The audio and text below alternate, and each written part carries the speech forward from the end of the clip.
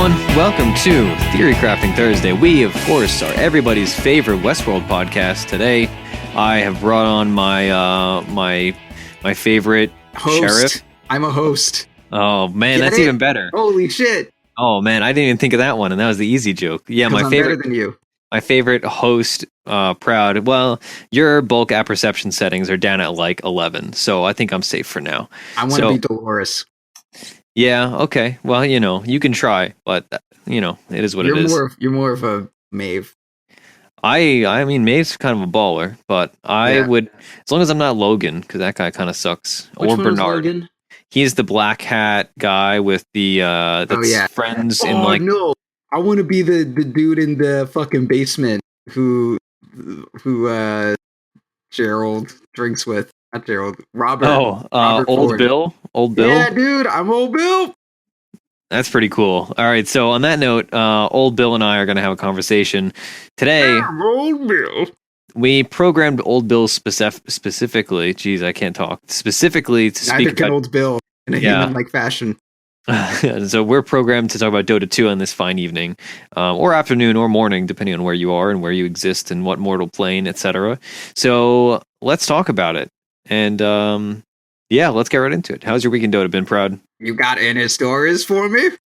No, I do not. I wish I had stories. Honestly, my week in Dota, let me just pull it up here. I don't think it's been too interesting. I've just, I'm still adapting to mid play, and it's been going well, and it's been fun. But we played a couple Naga games. I've seen a few duels in my time.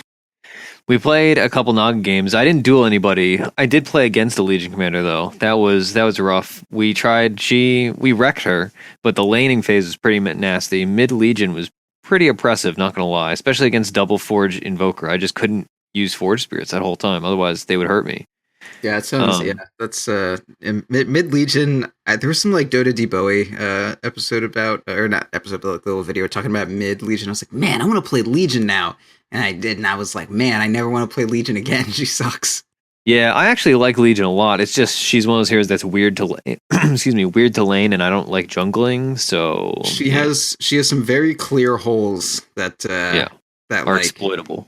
Yeah, that you need a team to fill completely. Like you compare, like the most classic mid I can think of is like kind of like what a Queen of Pain can provide from you. It's got like the scaling, and it's got this big AoE team fight damage, and she can tempo control. As soon as she blinks in, it's like, oh shit, the team fight is different. But Legion, like, she ain't Quap. She blinks in, and like maybe she'll duel someone, but then your team there needs to be a Sand King channeling Epicenter behind that. Like you can't just blink in with it just doesn't work like that. Yeah, it's one of those things that has a certain phase of the game and a certain very specific play style that's really good at, like that pick off, like, oh, they're split pushing with the Nature's Prophet. Okay, nuke everybody, blink in, kill them.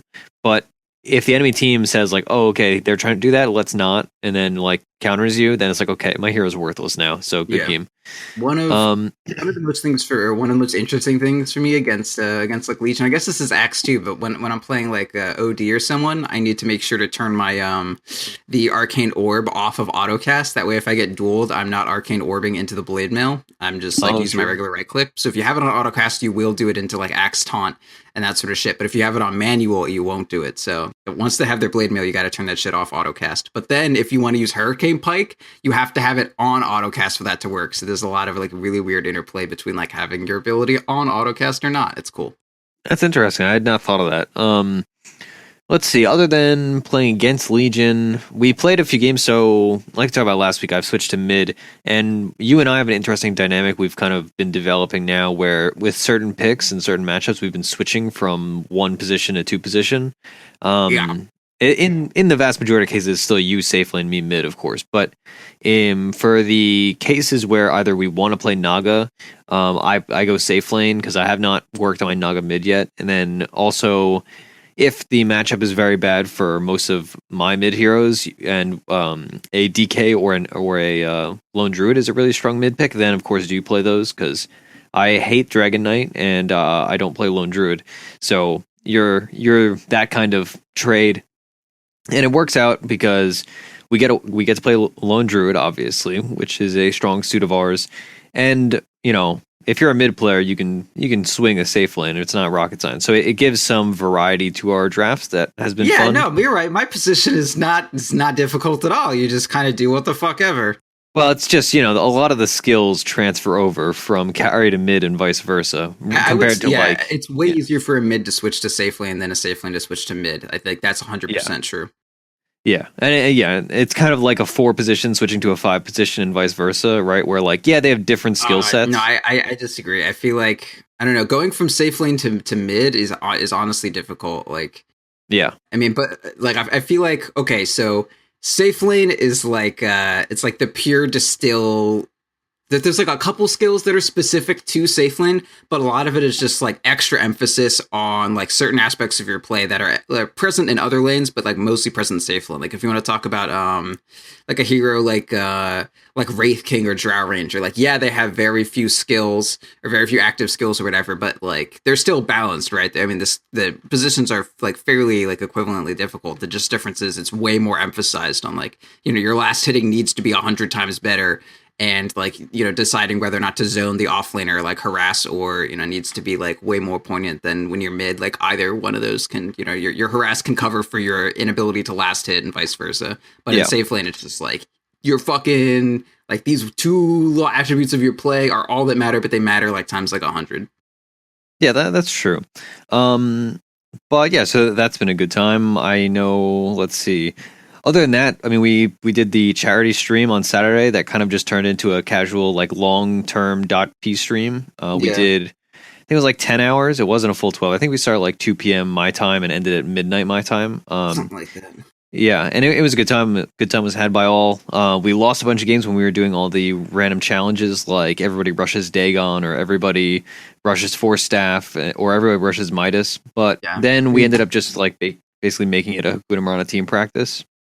Force Staff Skeleton King is still my favorite thing, or Wraith King, whatever. It was pretty legit. Dude, there was that one kill that I got, and it was just like beating someone up, then it was like a Marana like leapt away or something, and then I just like Force Staff behind her and threw a stun. I was like, ooh, yes, felt so fucking good. Yeah. I think that game I played Invoker. I don't remember why we lost that game. Why did we lose? Probably because of you. Probably not because of me. I was 13-5. The enemy team. Oh, they ran a Drow strat. That was the Drow Arc Warden. That was the techies that accomplished nothing. Oh yeah, that was also Flub being absolutely worthless on techies. Yeah, Yeah. Well, also they got an early gem. Like they played against techies properly, which is basically how you make techies do absolutely nothing. And that hero's not good. Turns out there's a good reason why nobody plays it, except for like people that like it, but then they lose with it. But yeah, so that's been my week in Dota, honestly. Just the charity stream, and then a few mid games, practicing stuff. Tried Magnus mid build, the Dendi Echo Saber Blink Shadowblade build. We lost that game, but I think it has potential. It's just, learning a new build is interesting. Yeah, I like the build a lot. I've been seeing it around, and it's good. Like I like Magnus being a little bit more of a right clicker than only there for empower and doing like crazy Force Staff like Arise, GH God, Magnus plays. But yeah, I like it a lot. But you need to. That empower is a pretty important part of that hero, huh? I don't think we need to start with this because this will be a whole tangent. So let's get into your week in Dota before we start a segment. Okay. I've had a pretty good week. I feel a little bit more confident in my play than I think I maybe ever have. Like our team practices have been going great. I feel like I've played at least up to what I expect for myself almost every game, if not every game. I really like that my going mid was successful because last time I played on my CSL team and our first game I went lone druid mid and it was just fucking horrendous and I just played terribly. It was against a TA too and I was like, oh, I'm fine against TA, but no, it wasn't. And he just like side-bladed me and my bear like literally every attack. It's like, Jesus, this is the most like every time a TA gets a side blade hit on you, you can tell their ego just like jumps up another tick. I'm so fucking good. I got him again. Like, fuck you. I hate you. As a TA player, I can confirm that is every time it's like, God, I fucking outsmarted him. His positioning's so shit. I keep hitting him with the spill damage. Like, fuck you. I hate going against TA. I can just, and like when a Shadow Fiend gets like a deny on the first wave, you know that ego is just like, oh, like every soul they gain, their belt of their ego has to be loosened another notch. Oh God, that's one reason why I hate mid. It's just fuck. Sometimes you just miss a CS, and then you can feel the other person just like growing in confidence. You're like, okay, stop it. Yeah. Anyway, yeah. So I'm glad my lone druid mid went well. Deso lone druid, man. I'm so glad I fucking stopped going Radiance. It's just been doing fucking amazingly. Yeah, and it works well for different reasons. I believe we talked about this last week, but like with the Naga drafts that we were talking about earlier, I think one game we played Naga with a DK mid, and the other game was a Naga safe lane and a lone druid mid. And it just offers so many different things when you do this Deso rush build because, you know, you're putting on that early pressure, so you can either commit to a full push strat like we did when I played a Weaver safe lane, or you can commit to making space for a greedy safe laner like a Naga. So it's really versatile. It's fascinating. I really like it. That's for sure. Yeah, I'm super hype on it. Anytime I can like do my own build and have it be very successful, I'm happy. And I've been doing weird druid builds for a while, and I finally feel like I've been like, all right, 100%. Like, I think this is the best way to play druid right now. I mean, when Fear did his like around DAC a couple years ago, he had his Mjolnir Basher Vlads, and that was like super cool, and I love doing that. But man, the Deso, man, I feel like that's all me, and I'm pretty proud. Yeah, it's definitely a proud build, that's for sure. All right. Yeah, on the topic of like renewing new build or renewing old builds or creating new builds, I've gone back to Null Talisman Invoker. For a long time, I was doing the Aki thing that our previous mid player was doing, and that a lot of the high tier mid players were doing for a while. But now, I've been seeing Exort Invokers go, you know, Null Branch, Fairy Fire, or Null Double Fairy Fire. Even I kind of like the Double Fairy Fire better with pooled tangos, and then you get a Bassi anyway. You just don't go with the Aki, and then you end up like recycling items. Yeah. It's interesting. I've enjoyed it. So I think it's always good to be working around your own builds and like making new things and finding out what works for you. Yeah. So I was gonna say I feel like if you're gonna get the Batsy anyway, going like Wraithband Double Fairy Fire would be good, but you don't have enough gold for that, so never mind. Yeah. Yeah. That is the issue, and I feel like when I've committed like the full 1,000 gold into a Aki, it almost feels different when it comes to like getting rid of the item than it does when I've already gotten rid of one 470 gold item and then I have to get rid of another 500 gold item. Like there's something about that intellectually that I'm like, oh well, you know, okay, I'm only replacing my my, you know, Null, or I'm only replacing my Bassi, like it's not a big deal. But when I'm replacing a Wraithband, it's like, all right, that's all at once, you're losing a whole bunch of stats. Yeah, replacing your Aquila, you mean? Yeah. We're replacing your Aquila. So it's interesting. I think there's a time and a place for both. Like if we have a team that nobody's building Bassi and I want to keep it longer, then I'll still do the full Aki. But it's been fun. And it's like every game you're like, are you going to build an Aquila? I'm like, yeah. Okay, I will factor that into my analysis of my item build going forward. Yeah, exactly. Although I am, there's a lot of weird, like random little things that go into it, so I'm still not 100% sure. But that's also like, obviously I've been watching more pro games and like high tier pubs than I used to, because like mid is a much more meta driven role than support. It's a lot less, I was going to say it's a lot less individual, even though it is like a 1v1 lane. Like the actual builds themselves are impacted so much by the overall metagame. Whereas as a support player, it's like, yeah, okay, you learn the new ward spots, but other than that, like you can kind of play your own way. Yeah. And so I've been watching more stuff, and that's why I've been seeing a lot of high tier invokers like CCNC do that and stuff like that. So that's been educational. Yeah, I feel like a big part of it is just whether or not you need the armor, right? Like armor's a pretty big deal. That's for sure. Invoker lost that base Agi a while ago, and then Batsy also lost one of its armor. So, like, if you do need the whole Aquila, like that's the case where you need more armor. So yeah, if against a PA, I feel like I would go for the Aquila. Yeah, PA is a weird matchup. I hate that hero. Honestly, I haven't ever since the nerf to Slimming Dagger. I've not been seeing nearly as much PA mid, but I still see it every once in a while, and it's just about, you know, managing equilibrium better and keeping her on their low ground. But yeah, that matchup can be a little iffy. Those are my comments, I suppose. Any more comments on your week before we hop into our segment? Nah, I just feel real good about my play lately. Feel like Same. I'm doing well. Same. I honestly thought I was gonna have a harder learning curve coming going to being a full-time mid player compared to like before where I would sub in as mid every once in a while. Yeah, I'd play mid in like pub games. That was terrible. I don't even know who that was that played those mid games. But now I still remember at the house at TI, you were talking about, I don't know, we were talking about something, and I was like, yeah, man, we've lost like every game you've gone mid. And you were like, no, that's not true. It's like, yeah, man, you're Invoker. It's just every game we've lost. You were just so in utter disbelief. And then like we brought out the receipts, and man. Yeah, well, I would say that's for a variety of reasons that are not my own. And those were games where we were playing with a stand-in.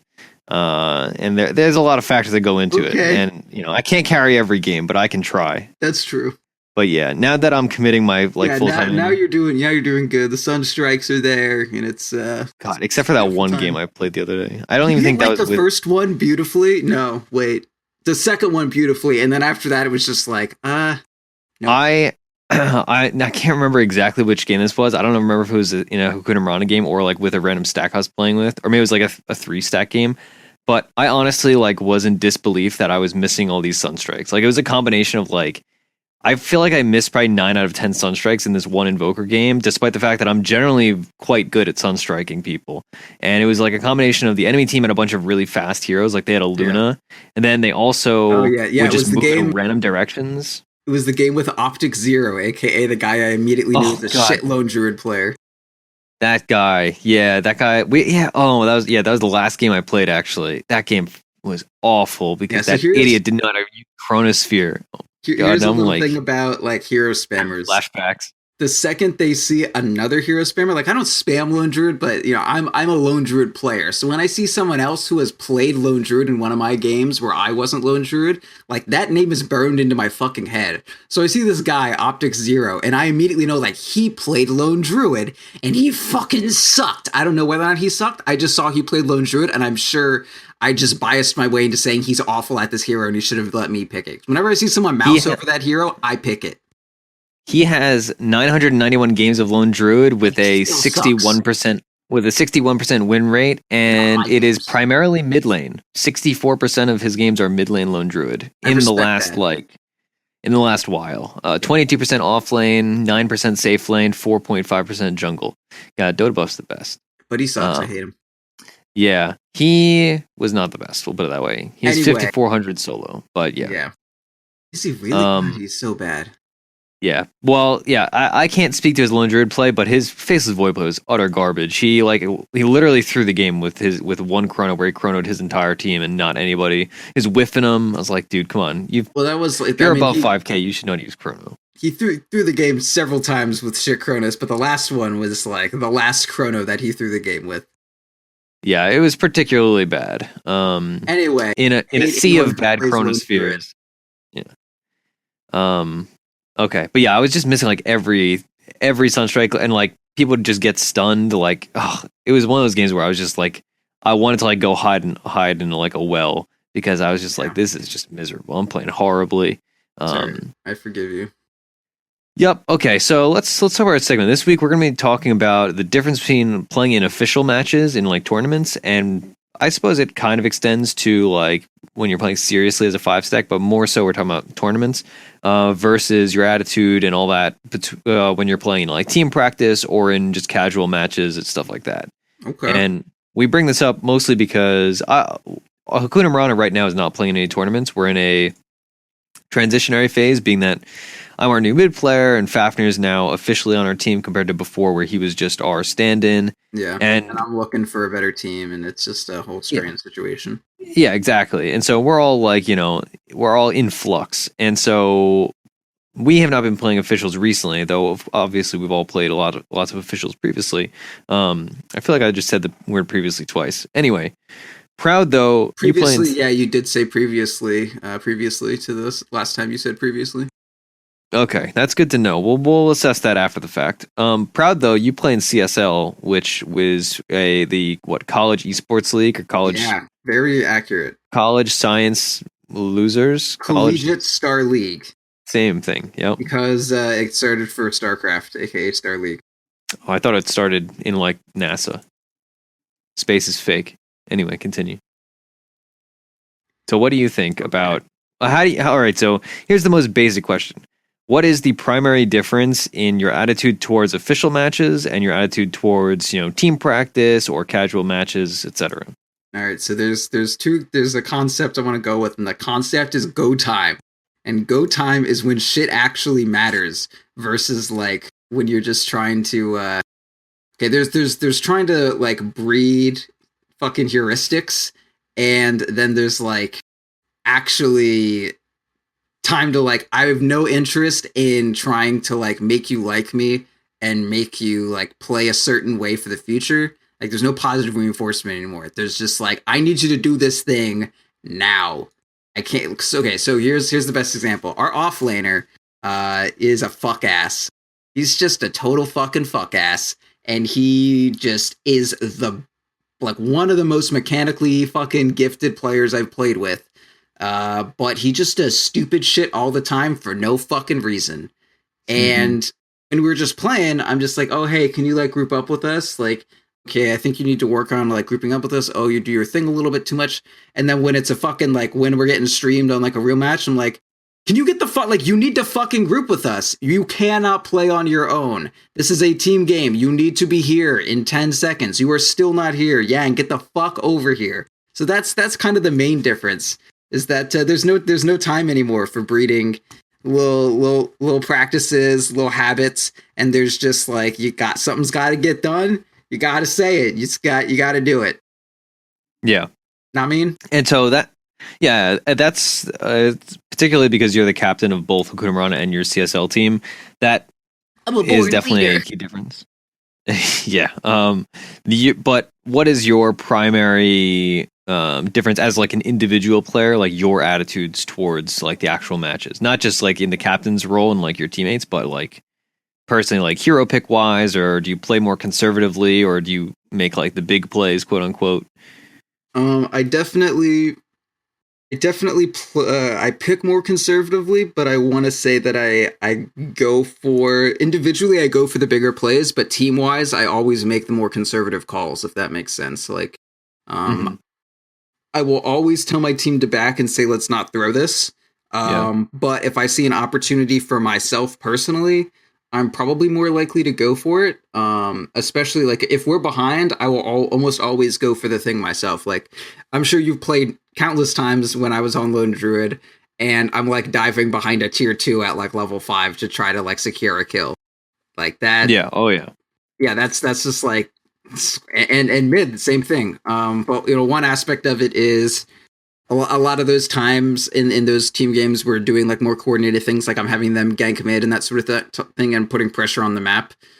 So like, there's nerves to deal with on the other team, right? Like I'm trying to kind of exploit their nerves. So if they have like a bunch of crazy shit going on, I'm just gonna like dive them somewhere else. It's kind of like in StarCraft, like one of the ways you can stop or you can just like shit on someone worse than you is you just like out multitask them, like just drop in 3 places at once and then do like a small poke at the front. And even if like you're worse off, if they can't deal with your multitasking, like they'll lose. Dota's a bit different because it's a 5-on-5 game, so I can't like multitask an individual person unless they're like a fucking Meepo player. But I can multitask their shot calling. So if we're like poking somewhere and then like one of their supports is TPing, I'll be like, yo, offlaner, like get aggressive, and then I'll get super aggressive, and then they can't have, their 2 supports port everywhere and everything goes into disarray, and then we can just like ride off that chaos. So I feel like one of the best things to do is just something like that, where like as soon as you have something happening on one part of the map, you have leniency to go a little bit aggressive somewhere else. And if you can get like all fucking engine or like get firing on all cylinders, like then you can like just start taking the tempo and pace of the game. That makes a lot of sense. That makes me think of now I don't read too much about chess anymore, but for a while I was really into it when I was after reading the book The Art of Learning by Josh Waitzkin. He's talking about how certain chess players, their like mentality is similar to that, where they just like they draw the board into a really weird situation that does not like it defies logical builds and stuff. Yeah. And then they're convinced like I'm just going to make havoc happen and then like figure my way out of it and convince and like I'm individually convinced that I can think my way out of this situation better than the other person. The envy strat. Yeah. Exactly, it's the envy strat, right? It's like, why does he have a Mjolnir on Oracle? Huh? Let's figure this out. And then it's like, oh, okay, but we just lost because he did like X, Y, and Z, and it just weird stuff just happens, right? That makes a lot of sense. I know you and I have very different like ideas when it comes. So like, I play a very conservative style of Dota, and when I lead teams like in 5-stacks and stuff, I generally stick with the more conservative plays, whereas you make those bold plays. So it's interesting. Dude, I'm a fighting carry now. Like, yeah, yeah. I've changed completely. Like as far as what I do as a carry, like I fucking port into off lane when I'm 6 and shit. Playing with Flood mid like fundamentally changed me as a fucking player, which I think is dope. But yeah, like I fight now. It's cool. I like it. Yeah, it changed me as a human being. I became like angrier mostly. So I'm happy to be getting farm again. I'll say that much. People keep asking me like, "Oh, what's it like being a mid player?" And I'm like, "Man, I get to get gold, and nobody says, hey, you shouldn't be getting gold right now." And that's like it's a whole new world. One time where I was getting a kill, and then you sunstruck it. It was a done kill. I was like, okay, like, yeah. You didn't have something else to do. I do that very frequently because it's just like, you gotta like kill secure. Okay, here's how greedy I am when I play Invoker. I just sunstrike like ranged creeps in waves on cooldown. That's what you're supposed to do, honestly. Like if you're healing in base, there's no reason for you not to just sunstrike. Oh no, I know, but I mean just like all the time. If I got it and no one's died for the next 5 seconds, I'm just like, fuck it, my Midas is off cooldown. Pew! Yeah, it's honestly a nice play. My favorite Midas. Global tiny Midas. That's what sunstrike is. Yeah. That is one of those little efficiency things that like makes a world of difference in like the grand scheme of a game. Like that's the difference of like, 1,000 gold potentially in like a 60-minute game, let's say. The other cool thing you can do with Sunstrike once you have Midas is if you're like walking up a hill and your Midas is off cooldown and you have the extra mana, Sunstrike a camp for vision, Midas in the camp, and then leave. And that's how you get your Midas without having to walk around corners and stuff. It's incredibly inefficient in the grand scheme of things, but it makes you look cool. I've done it on stream and people are like, wow, that's so next level. Yeah, but secretly, I'm like, that was that. You like, don't actually do that, but incredibly inefficient, but makes you look cool is how I would describe my Invoker play. Only maybe without the looking cool. Yeah, it's definitely not a hero that everybody knows how to play. I used to, man. I fucking used to. When Medallion was good, that was great. Oh man, that's a fun Medallion. It was like Necro, Double Forge, Medallion, and your fucking units would just tear through shit. I loved it. I yearn for the days of Double Forge Spirit, Necro Book, Invoker. Like playing Exort and going Necro Book. I love Necro Book. It's like one of my favorite items in the game. It just sucks on everybody that isn't Beastmaster or Lycan. Yeah, I don't play Lycan. Gives them crit. Yeah, no, I mean. That's fair. That makes sense. I honestly, I don't know how many games like I have, but it's like 5 too many. I hate that hero so much. Man, she's great. I like that hero. Oh, okay. Yo, I body block so many motherfuckers with wolves. Gotta say, it is by far my least. I shouldn't say by far my least favorite hero. Let's see, Lycan. How many games? I have 8 games of Lycan with a 63% win rate and almost a 4 KDA. But God, I hate this hero. I haven't played it since 2015. It's like every other like hero that you say you play. Dude, you're slandering me. I can't believe this. I play so many heroes. Anyway, let's not get off on that tangent. So yeah, my attitude towards officials is to listen to my captain, compared to like in regular games where I kind of do my own thing sometimes. Which captain do you in officials? To? Yeah, not you. That's for sure. Yeah, it's for all my other teams that I'm on. For my CSL team. Yeah. But. Yeah, now I'm a mid player, dude. I don't gotta listen to anybody. You guys could just figure it out, and I'll show up. Maybe I'll Sunstrike, maybe I won't. Who knows? Yeah, you ask for ganks, and that's about it. I don't ask. Actually, I do ask for ganks sometimes. I don't ask. Honestly, I should ask for ganks more often. You really should, because I guarantee you, there's this natural inclination in Flub at any point in the game to be like, I need to go help the offlaner, and then Skrunk's either like too shy to say no, or just no one else says anything. He's just like, all right, I'll go. But you just ask for ganks, yo. Ask for them ganks. Yeah, it's weird because I yearn for the days of the 1v1 mid matchup where like there was never any ganks. It was just like I'm gonna outskill this person, and then you go like 1v1. It's all like epic, like anime style. Like yes, there's a mode you can just queue for that. Yeah, but that mode sucks because everybody cheeses in it and plays Shadow Shaman and garbage like that. That's true. but I like that kind of thing, so I'm always like overconfident, and unless I'm getting ganked, I generally won't call for ganks. Or if like I'm losing lane, if it's a bad matchup, then I'll call for him. But yeah, I should call for more ganks. Yeah, Flub like stresses me out because he wants to gank all the time, and I'm like, I don't have mana to Sunstrike right now, or like I don't know what I'm doing. It's like I'm level 3, I'm playing Invoker, I have 2 points quas because it's against a TA, and but we get to pick him Pudge all the time, so that's good. Yeah, I mean, if we do that, you don't have a say in whether the gank is coming or not. Yeah, it just kind of happens. And you better help. Yes, I try my best. All right, so another thing that we've been picking for Flub and Fafnir is Warlock, and Warlock is a hero that's risen in popularity everywhere, pretty much. Yeah, so much to your fucking jargon. What's that word? Jargon is not a word. No, that's not what I'm saying. What word? Chagrin. Chagrin. Chagrin. Is that how you pronounce it? Yeah, chagrin. I'm pretty sure it's a French word. But now people are going to listen to us. Yeah, chagrin. Okay. All right, fine. Chagrin. Thank you. I've always wondered how that's pronounced. I see it. Yeah. I type it a lot, but not. Chagrin. But yeah, chagrin. I hate Warlock. So the list of heroes I hate is long and plentiful, but Warlock is always at the top 10. Okay, wait. What are the 3 heroes that you want taken out of the game? Oh, taken out of the game is a different question than the ones that I hate the most. Taken out of the game is easy though, because it is Tekis, Doom, Storm Spirit. Storm Spirit? God. You are like a Storm Spirit player. Like you would play that hero if you weren't such a piece of shit. I mean, I can play the hero. Okay. I can play the hero, all right? I dislike heroes that are either 2015, some shit like that. All right, let's see. Control F, Storm Spirit.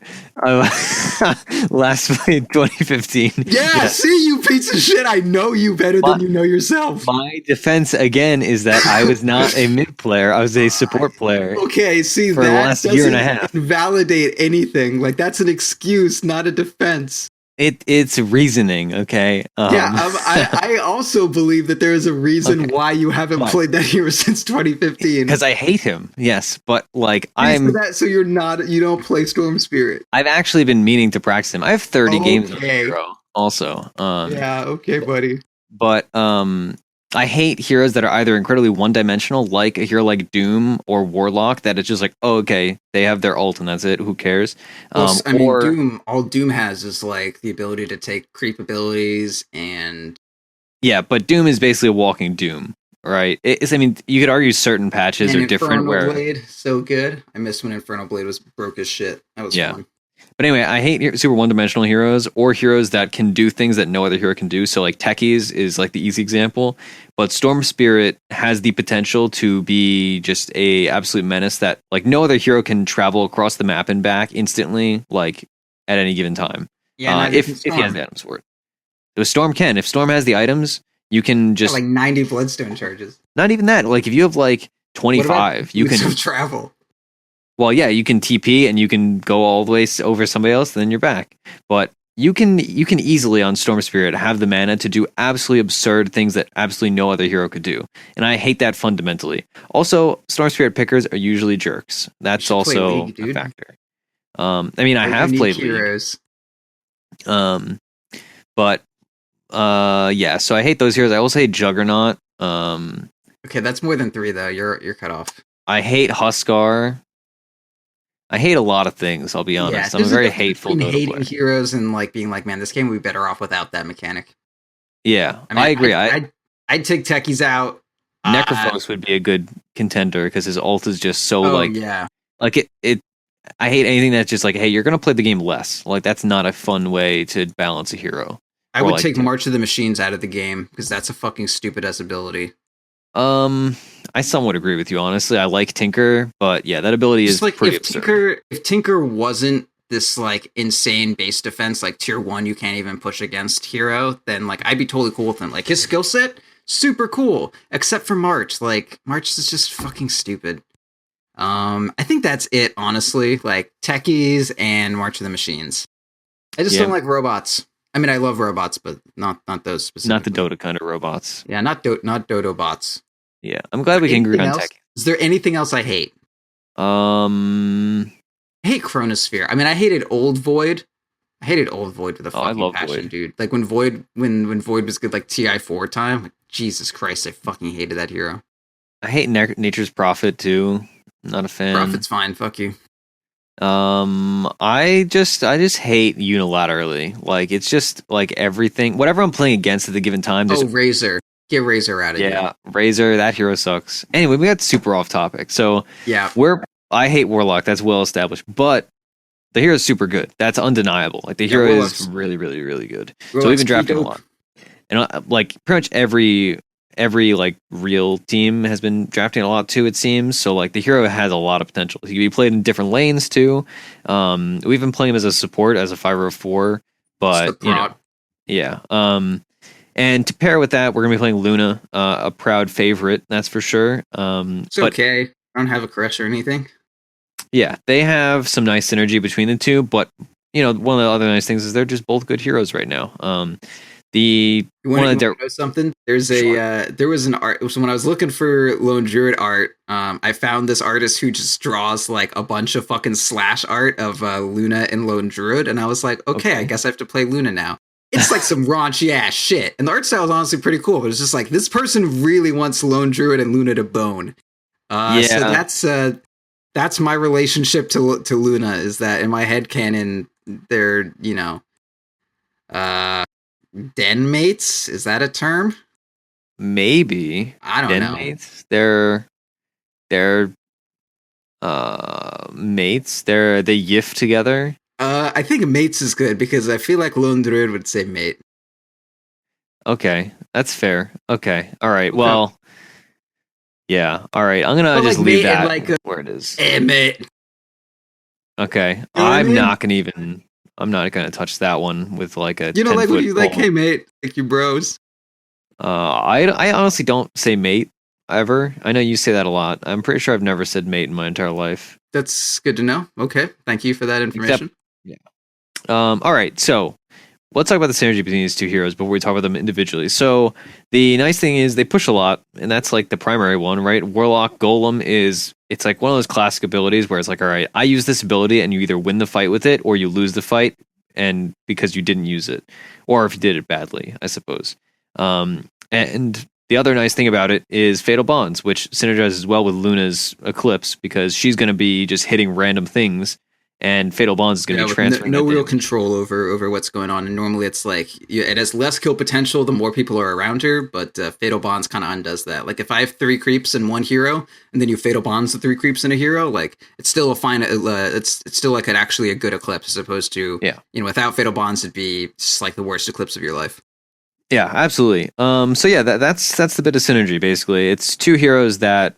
You know, as usual, it's not some gimmicky combo, although one of my favorite combos we did with the Warlock the other day was, as a support duo, we played Warlock Bane, and what we would do was, or what Fafnir and Flub would do, was Fafnir playing Bane would sleep the enemy player, and Flub would upheaval, and the upheaval stacks the entire time while that person is slept, and then when they get out of sleep, they're like moving at like 15 move speed and you just kill them. And we killed the Timber like 4 times in lane. Like normally you sleep someone and then that just like gives the enemy team time to respond, but you can just drop your upheaval in such a way, like if they don't have, a bunch of blinks or whatever, you can drop your upheaval in such a way that they can't actually get to the person to save them without themselves getting in the upheaval. So it's pretty fucking funny, not gonna lie. Yeah, it was one of those things where I was like, man, I've never thought of that before, but it is like... It must have been incredibly frustrating to play against. Like one time we did against a Windrunner. Well, obviously she's Windrun, and she still couldn't get away from us. Like that's how good it was. It was pretty brutal. And one thing to watch out for: haste runes. That's true too. Haste runes will do it. That's for sure. Haste runes are pretty good against upheaval. Yeah, upheaval's a like sleeper strong ability. I think like there's all those abilities in Dota, especially like the damage over time effects, where you underestimate it. You're like, oh. Veno galed me, I'll be fine. And then it's like, oh god, I took 600 damage because he's level 7, and you just don't expect it. Upheavals like that, but with move speed, it's like oh boy. I feel like it's like how Mana Leak was. Like people just didn't really respect it at all, but they're like, oh man, this skill's fucking annoying. And then Upheaval's like, wait, we just lost this team fight because of fucking Upheaval. Yeah, we can't move. Can you imagine if Upheaval did turn rate slow too? Oh my god, what a game what this would be. Bat plus Warlock, new meta. Yeah. Man, Bat Rider's annoying too. Okay. I don't hate that hero. I just think he's annoying. Because I had to mid against him recently. Right. God, that crap. Okay, yeah, so. You did badly. Yeah, well, I got dual lane, so I don't need this. Yeah, I don't really care. It was a very bad game. Okay. Oh yeah, that's when you were Magnus. We were like, let's hope you don't get the Bat Rider. Whoop. Yep, that was not fun. All right, and then we were like, oh, we probably could have done Jug against this, but I was like, we bought already, so we'll just figure it out. Anyway, okay, so that's Warlock. Let's talk about why the hero's super picked right now. All right, so now that there's just more gold on the map, supports get more, so he can get Midas, Ags, Refresher faster as a support, or as a core for that matter. The build's like honestly almost the same. It's just like you buy boots, and then you buy a Midas, and then you get Ags, Refresher, Octarine. And he's just a walking Balrog, or ult, or rock, or whatever you want to call it. Yeah, and he's got good heals, though, you know? So, oh, yeah. Solid heal, and the heal's good harass, too. Like, yeah. I feel like one of the... No, you go on, fine. It is the Shadow Word. That's what it's called, right? Shadow Word. Yes, it is, dude. It is the. Shit. I haven't played that hero in it's the most efficient damage to mana in the game. I'm pretty sure it's that. It's either that or what's his name? Disruptor's Lightning Strike.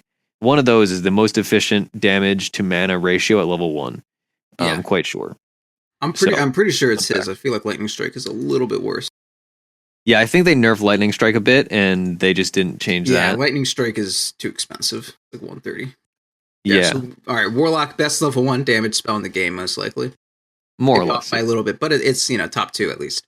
Yeah, it's absurd. How much is it? Like 180 at level 1 or something? Yeah, I think it is 180. But even if it isn't, it's close. It's like it's godly. It's one of those things that you definitely underestimate. I'll say that much. Yeah.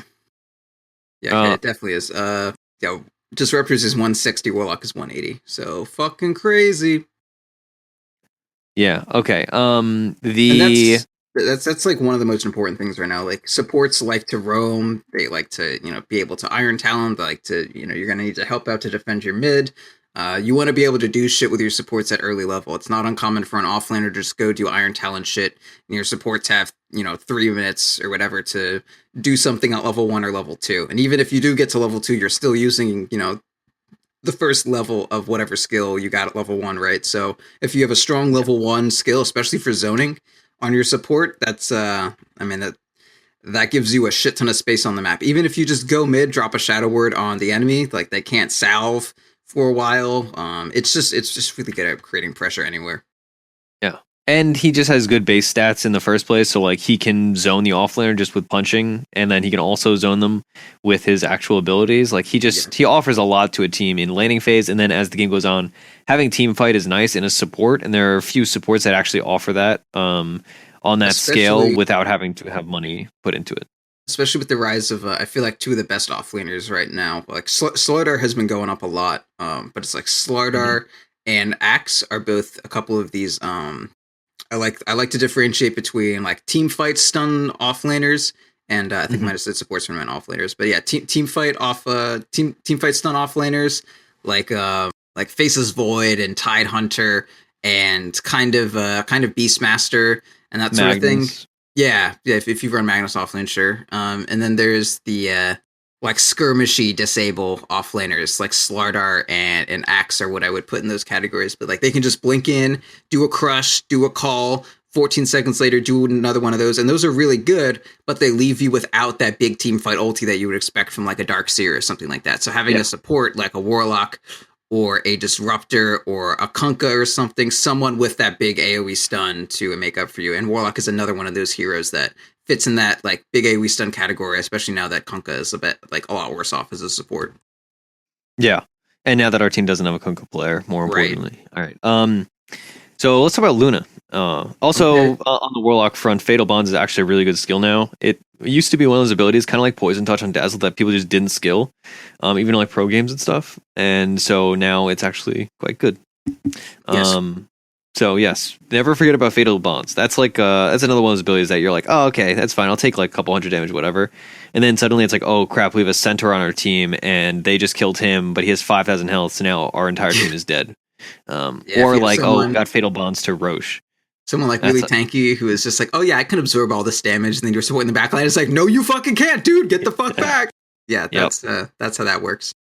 Okay, so let's talk about Luna, shall we? So we've done Luna before on the show, and we talked about the direct synergy. Has anything changed with Luna in like the last couple of weeks or like last couple of months? I don't remember the last time. I would say she kind of came back in a big way as far as pubs are concerned. Like I think ever since the rise of Omni Knight being actually fucking broken, and like Underlord also showed that pub win rates are pretty good at showing what heroes are good, especially if you look at like the Dota buff meta, like 4K to 5K bracket and 5K plus brackets.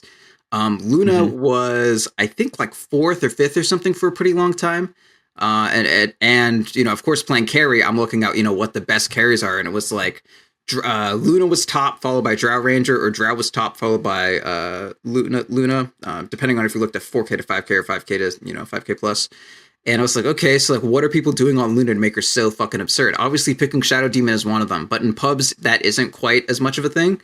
So I was watching like Fear play Luna and a couple other people, and there are like a few things that I noticed. One, people almost always just go brown boots now. Treads don't really give you like move speed or anything. You don't need the health that much because of something I'm going to talk about later. And you farm so fast on Luna that just being able to go straight to the travels and like, save 1,000 gold on getting your Helm of the Dominator and your other items is like honestly a pretty big deal. So I don't go treads anymore on Luna. Raindrop is obviously absurdly good for her. And the main big thing that you need to get is you need Dragonlance on this hero now. And that makes it way easier for you. One, you're tankier. It fills what you were getting your treads for. Like it gives you the 9 to the 10 strength, or 13 strength instead of the 9 that treads gives you. And some decent attack speed and damage and all, which is all good. But it makes it really easy for you to farm like a 9, or not a 9, but a like if you have like 5 sets of ancients that you were stacked from your Helm of the Dominator. If you don't have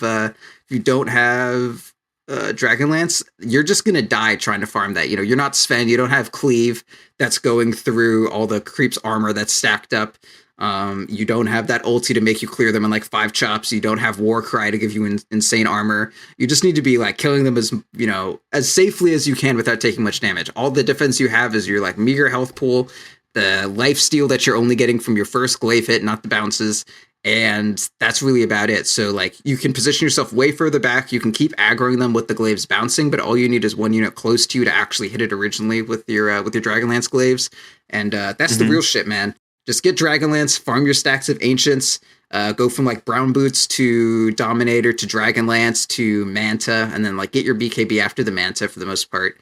And then you need to like make sure you get the Butterfly, because Butterfly is absurd. But Luna, you play it pretty similar like Sven. You just want to sprint through all of your items, but you're not going to get boots. You're just going to get your shit together, get your travels, whenever you need the extra move speed, and go buck stupid. I really like getting Windlace on her just to like turbo farm at extreme speeds. And as far as skill builds, one of the main things that people were doing in the past and are still doing now is at level 4, like level 1, of course, you get Lunar Blessing for the bonus damage to last hit and shit. 1 point, 14 damage, pretty great. Every point after that is only 8 damage, so leveling up further isn't that great. But of course, you max Lucent Beam, so you're like Lunar Blessing, your aura first, and then 2 points in the beam. And then at level 4, you don't want to get Moonglaive, but you're going to want it later. So you just hold your point. And then at 5, you get another point in Lucent Beam. And then once you're ready to push the wave or start jungling, you can use that extra point you have saved up. And then at 8, you'll have 2 points in Moonglaive. Gotcha. So I remember you telling me this the other day that Moonglaive, if it's bouncing off of somebody onto a target with evasion, it just hits them regardless of their evasion, kind of like how Cleave works. Yeah. Is the damage based off of the glaive hitting and factoring in the armor and such on the hero or the unit that it's hitting? Or is it based off the primary target? I'm really sure that, it's based off the target that it's hitting. It's just like, okay, so if I have 100 damage and you have 50% damage reduction or whatever, like I'll hit you, but then the glaive that I hit you with doesn't really care what it hit you for. It's just going to bounce for, 35% less, so it'll just bounce for 65 and then try to do 65 damage to the next person and then be reduced by their armor. And then the next one will hit for, like 40 or whatever, then reduced by the next person's armor. Yeah. Gotcha. So it's not like Cleave. Yeah, it's not like, you want to avoid hitting Sven so the Moonglaves don't bounce for less damage or whatever. Gotcha. Pretty Okay. sure, anyways. I mean, yeah, that's my best. That's my best intuition. Yeah, I like these brown boots builds going into Dragonlance because, we always think, I mean, a lot of us think at least, that, upgrading your boots is such a logical progression. And it's like, oh, okay, this is just like stats. It's going to be cheap. The build up's easy. It's a 500 gold piece, a 450 gold piece, or in Mana Boots' case, a 900 gold piece, or two 420 pieces. But on heroes that are building Dragonlance, it's, you're getting those stats anyway, and getting that, potentially 1,000 gold, give or take, faster is, that's like getting in the Dragonlance 50% faster, and it gives you so many other things in addition to the stats in that thing that you want. So that's something that I'm really interested by. So I like that idea. I might start doing that on Morphling. Oh, I never get treads on Morphling anymore. Just like, you need to get the Lincoln Sphere as fast as possible. I mean, you need to get the main thing is you need to get Ethereal Blade as fast as possible, right? And to get that, you need to get the Lincoln Sphere as fast as possible. And to do that, I mean, like, what are treads even really giving you? Like, if you need more of those stats, you can just like morph intelligently. And I mean, like, tread switching is great, but I mean, like, between Aquila, Lincolns, and a wand, like, you're fine. Yeah, I see. Now I'm trying to think, and I don't even know. I think I don't go treads already on Morphling, but maybe I do. This one is builds that, like, honestly probably change every other game. Yeah, but regardless, I don't get treads on anyone that isn't mid or doesn't like actually need the attack speed. I mean, like, I'll get them on Anti-Mage, but that's because normally Anti-Mage doesn't even get travels pretty often. He just like has no teleport skull and is 6 slotted and just blinks around.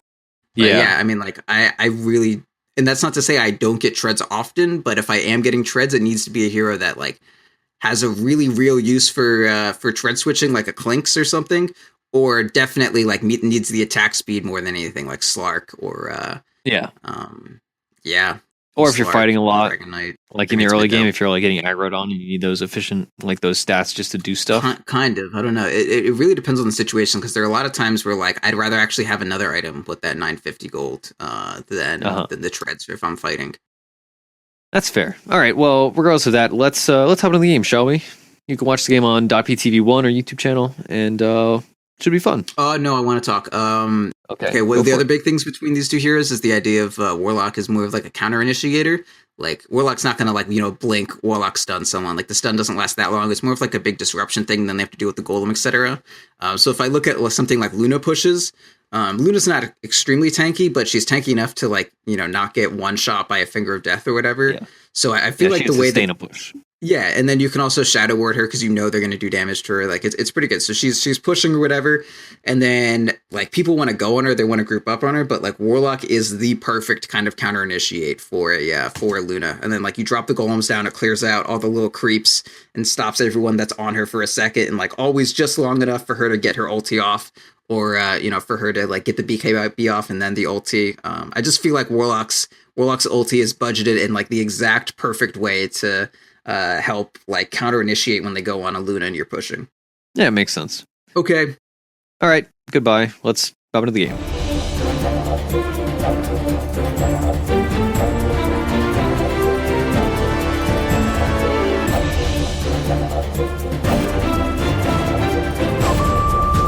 All right, hello everyone. We are back. We have completed our game. We were accompanied by a good friend of the show, Skrunk, and I guess we'll just get right to it. We had our team was populated by, of course, our safe lane, Warlock, Luna. We had a Disruptor in our lane. We had an off-lane Timber played by Skrunk, and we had a mid-lane Tinker played by some random pub we don't know.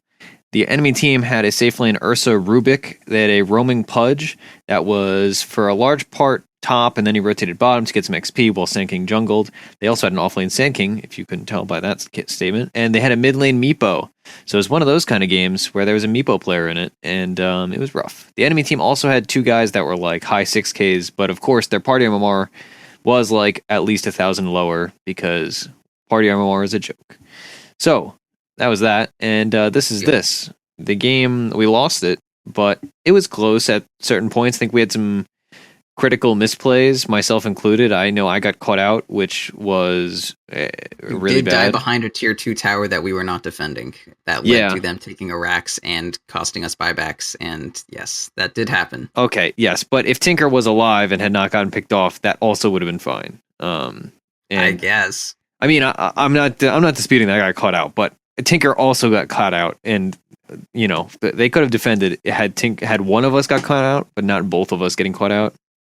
I'll say that. I just needed my counter initiation, man. It went on me, and I was like, I got the BKB, I'm ready to fight, here we go. But then there was no golem, and I was like, where's the golem? Oh, right, Sam's still fucking dead. Yeah. Well, also, I thought we could have defended that tier 2. But, I mean, I know realistically you never want to defend tier 2s, but it's just one of those things. Blink Ursa, Blink Meepo, they're ahead. They have an Aegis. We ain't defending a tier 2. I don't think they had Aegis at that point, did they? Probably did. Regardless, we had some key misplays. We got caught out. You also got caught out in mid lane doing whatever during one of the second pushes. During their second push, you got caught out and then had to buy back. Like you were just in mid, like up way far, and then they just blinked on you. Was that after we were down 2 racks? No, that was when we were down 1 Rax. Remember, it was like right after you got Hurricane Pike, and then you had to like try to Hurricane Pike out of it. Oh yeah. Pudge like walked from beside me. But we ended up like killing them there. Yeah, but I mean, so we both got caught out. Yeah. I mean, one of us got caught out, farming because someone caught them by surprise. The other one just sat behind a tier 2 for no reason and died and led to a Rax. He walked up next to you, and you were like, "Oh God, yeah, this is not like a sneak attack." All right, so we can both admit fault. It was from the trees. It was not from the trees. He may have been from the trees and then not from the trees, and he was inside for a good while. But so both of us got caught out. Things happened. It was not the best game.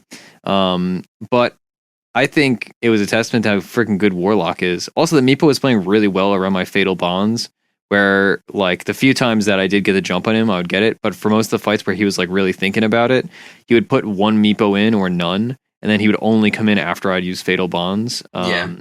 And it was rough. So I guess we'll just go over item builds. The game, the Dota API crashed, so I don't remember my exact timings. Oh, it's up now? But I went Midas, it's not up for me. I went Midas, Mana Boots, Aghanim Scepter, Blink Dagger, and then Refresher. And I didn't have the Refresher until like literally they were killing our base and we had Megas because I ended up selling my boots and my Midas to salvage the gold for the Refresher. Sure. Honestly, maybe what I should have done is sold my Midas for that fight and then I would have had money. Maybe. I'm not sure. That might have been the play. I didn't think of that though. Regardless, actually, if I did that though, I would have just like died and not had buyback, so it wouldn't have mattered. But it was a game. I feel like Meepo games are such like they're so out of my hands.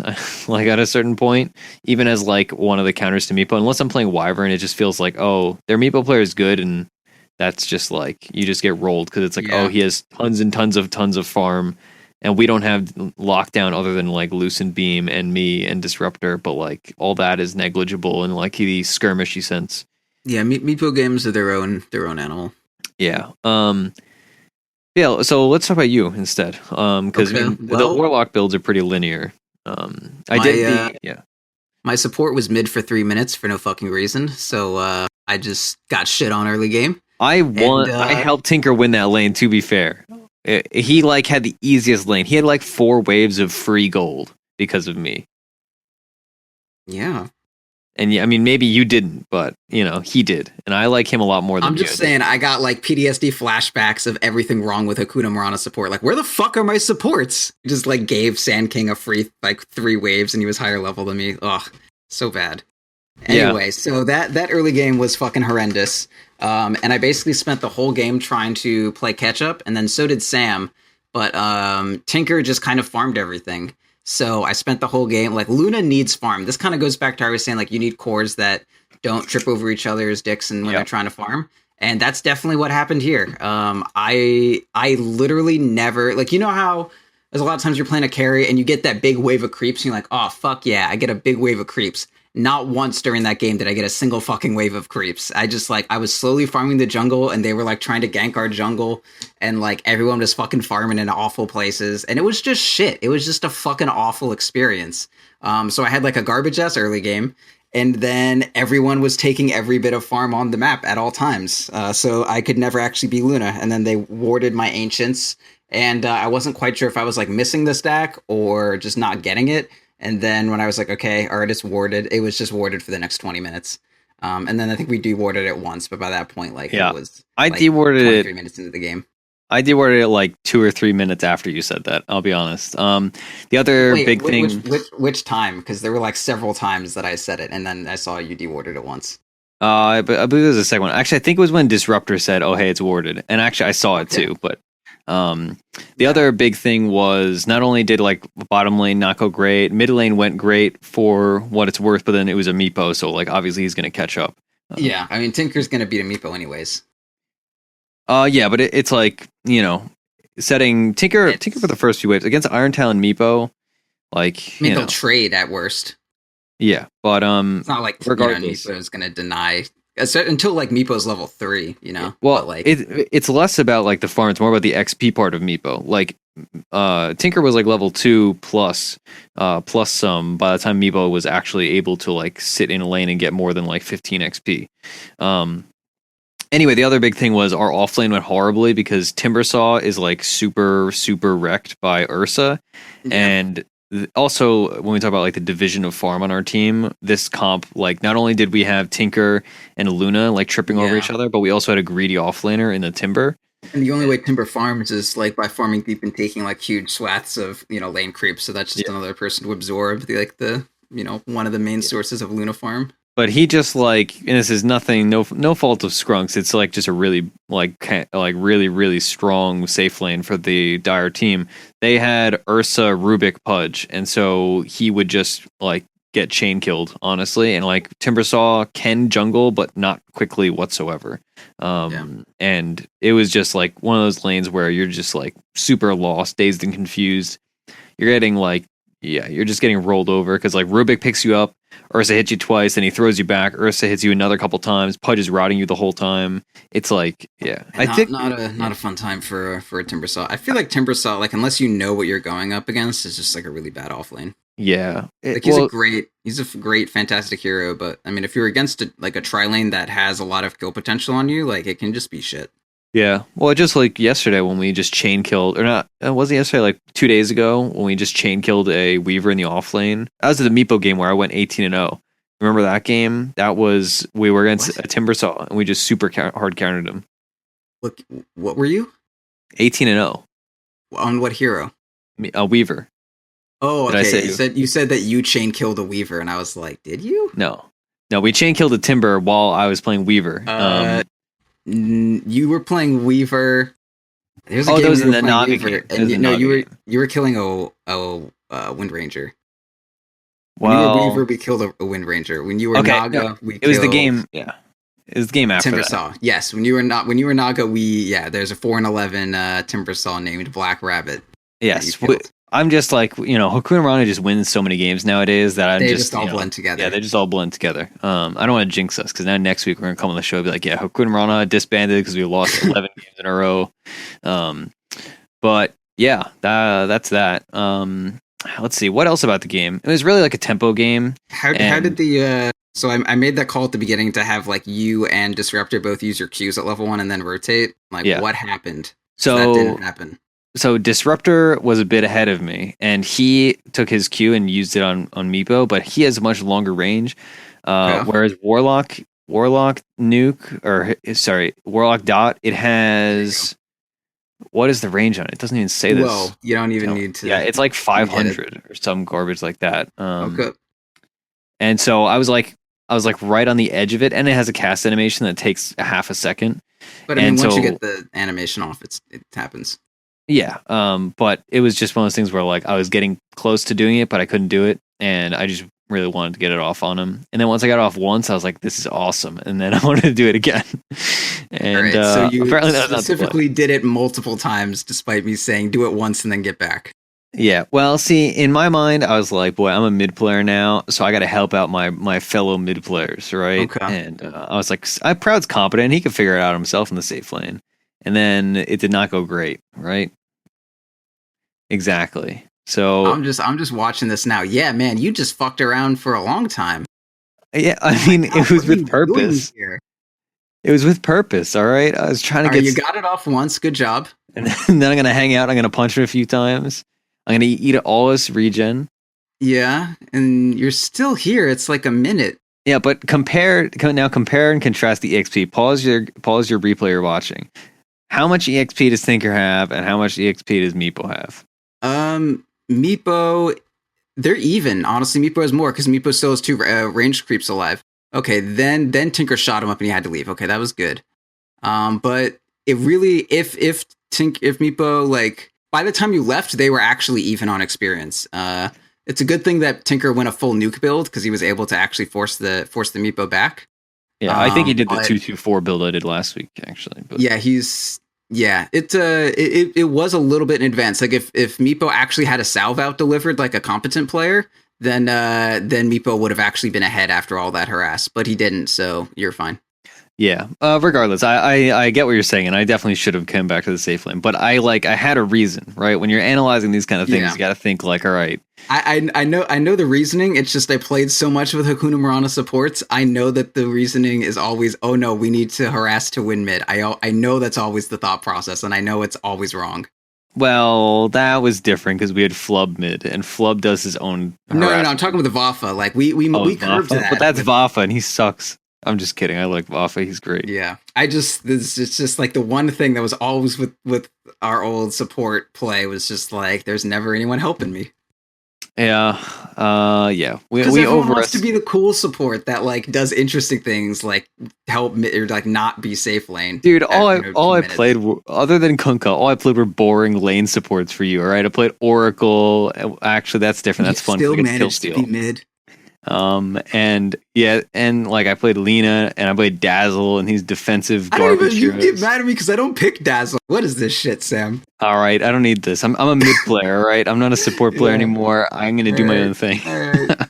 It's the changing of the times. I liked my Luna build. There were no like stacks that I could really get off because of the Ancients always being warded. You had some regular jungle stacks though. Disruptor and I made those. Tinker took them, maybe. Actually, Tinker took all of them. Yes. Yeah. But so I just got that speed creep, the little boy, the kobold alcoholic, and I just ran around and I almost was able to farm some, but yeah. Anyway, that game sucked. I'm gonna be honest. That game was like midway into that game. I was like, this is like the least setup to succeed I have been in a very long time, and that's how I felt about that game. Yeah, I feel you. It definitely did not go ideally.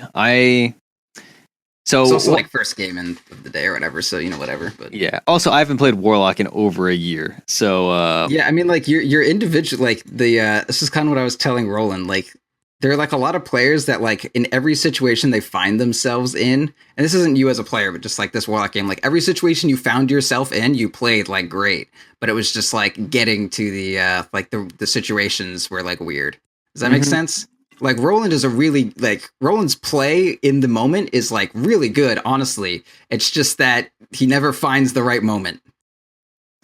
I'm going to take that as a compliment for me and think that you're misinterpreting how Roland plays the game, but that's fine. I also don't play with Roland ever. I'm just saying, like you were inexperienced on like what to do with Warlock, but like when you were doing things, it was always right. Yeah, I had like a long period of time where I just like could not find an ult, and like you were saying to just throw it and like just get a tower with it. And honestly, I thought like if I did that, then like I couldn't win a fight in the next 2 minutes because the ult is such a long cooldown. So like that there are some times when I'm like trying to make calls or whatever, and like I have thoughts in my head, and then I realize that like no one else is like on the same page as me at all. So like my thought there was like, we're losing off lane, we're basically losing safe lane. So like what we want to do is take the safe lane tower so they can't aggro on safe lane, so I finally get some space, and then like take pressure to the off lane. And like in order to do that, we need to like number one priority is like we need to use your ult to do that. And like we need to take the safe lane tower. But then like we pushed, and then we didn't use your ulti to like make the tower taken. And then we just like had your ulti up, but we were still losing 2 lanes. And I was like, shit, we got to use this ulti. Like now we had to use it. We have to use this ulti.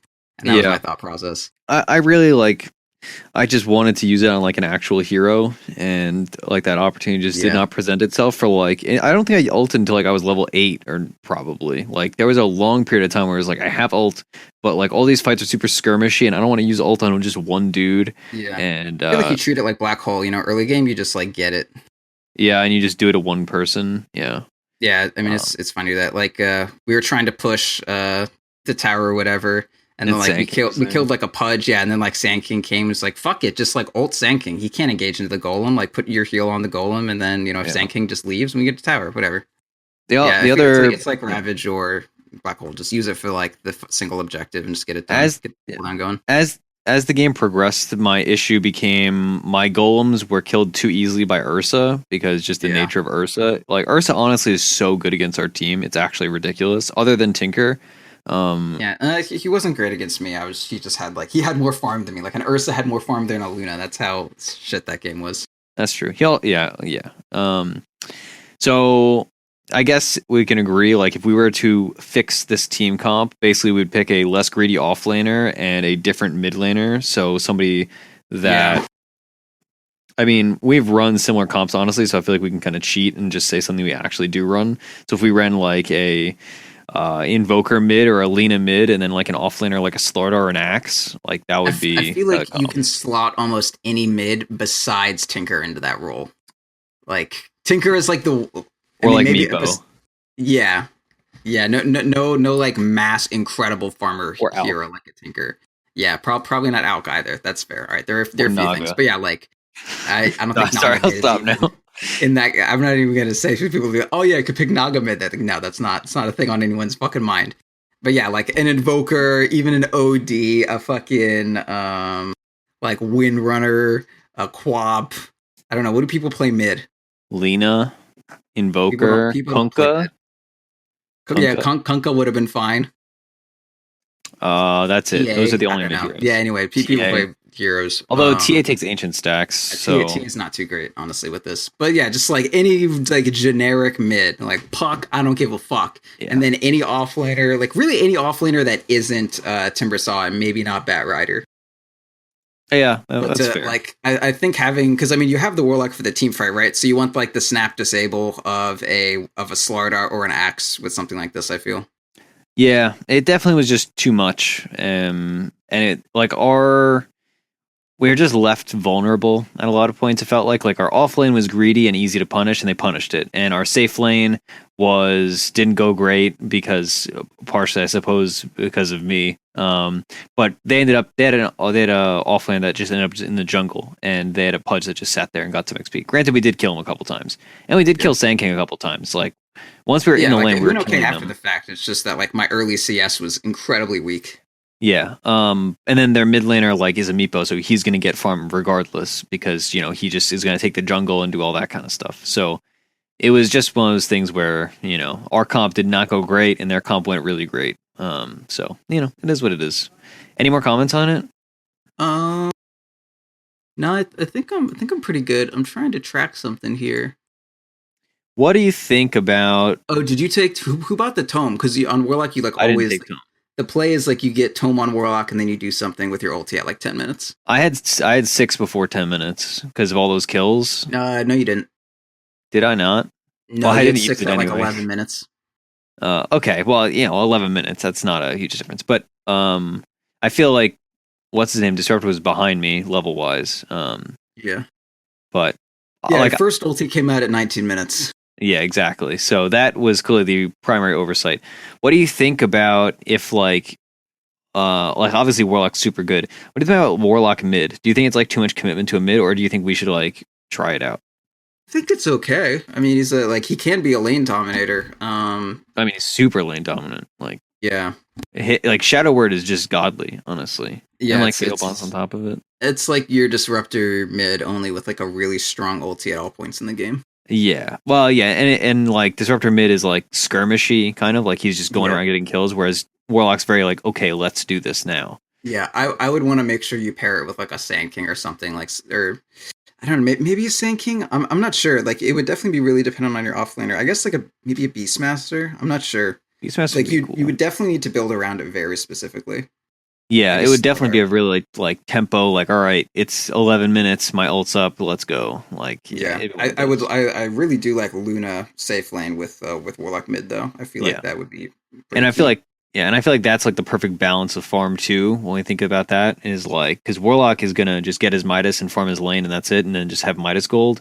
Whereas he's not gonna be taking ancient stacks, that's for sure. Yeah. So Luna can just like whirlwind up everything. I feel like Axe off lane or something. I mean, Axe is just like the fucking god off laner. I mean, Axe or Sand King off, probably Axe instead of Sand King off, honestly. And then just like Warlock mid, Luna safe, and then whatever combination of supports. Yeah, and Skrunk's Axe has been really good recently. Yeah, dude, Axe is... Whoever told me, like, oh yeah, NA Dota, they just first pick Axe every game. It's like, okay, changed my life. Just pick Axe. So good. Yep. All right, so that's about it for me. Do you have any more comments before we close it out? Nah, I'm pretty good. I'm going to go study or something. All right, that sounds exciting. I'm going to plug the show. So we have a Twitch channel, twitch.tv/.ptv. There we go. I stream on that. Proud streams on that. We stream the in-houses Wednesday nights, 9 p.m. They're hosted by Groudon. He used to be a Pokemon. Now he's just a show host. Or he's not a show host. He's an in-house host. Those are a lot of fun. It's the only way we strip him away from World of Warcraft. Also, Roland streams there sometimes, though he's busy, almost being a dad and all that. And Cyphus has been known to stream on rare occasion. It's like seeing a shiny Pokemon, to keep with that theme, in the wild. Okay. On YouTube, we have our YouTube channel, youtube.com/.ptv1. It's a numerical 1. And there you can find all the VODs from Theorycrafting Thursday. You can find all our shows if you prefer to listen to it in the YouTube format and stuff like that. Occasionally, we also post random videos like guides. But the other thing is Fafnir, Hakuna Murana member, valued.peer. He is posting replay reviews. You can request replay reviews on our subreddit r/defense of the patients. There is a sticky thread there, and you can find those. Those have been a lot of fun. I've listened to quite a few. They're good work. If you'd also like replay reviews from the actual show hosts, you can get those through our Patreon, patreon.com/defense of the patients. And we are going to be cycling out the November ones, and so if you subscribe now, then you'll get one in January or December, excuse me, and that's one a month. It's not like a one-time thing. It's like, all right, you get your one a month. You can also commission podcasts, and that's one of the other rewards. So check our Patreon out. It's good. It's fun. Also, I think we're nearing our stretch, one of our goals to have a monthly 12-hour or 6-hour stream or something. So. Lots of stuff on that. It'll be a good time. The other way you support us is giving us an iTunes review. That's much easier, and it helps us a lot. It shows our podcast to anybody searching, hey, Dota 2 podcast, bring up Defense of the Patients, right? So we would appreciate your support regardless of monetary, iTunes, or otherwise. You can also find our Amazon banner on our website, defenseofthepatients.com. And lastly, you can email us at defenseofthepatients@gmail.com if you have feedback or suggestions for segments or questions for us, etc. And also on Twitter, you can get at us. I'm at Ursinity, Proud is at ProDota, and our show is at .p_show. And that's it. We also have a Discord channel. You can find that at defenseofthepatients.com if you go to the ladder tab, it's right at the top. I believe it's just discord.com/.p or /gg/.p or something like that. Let's check. Yeah, discord.gg/.p. There we go. Perfect. All right. So it's been real. It's been fun. And remember, if we lost, it's probably because your Warlock stayed mid for too long.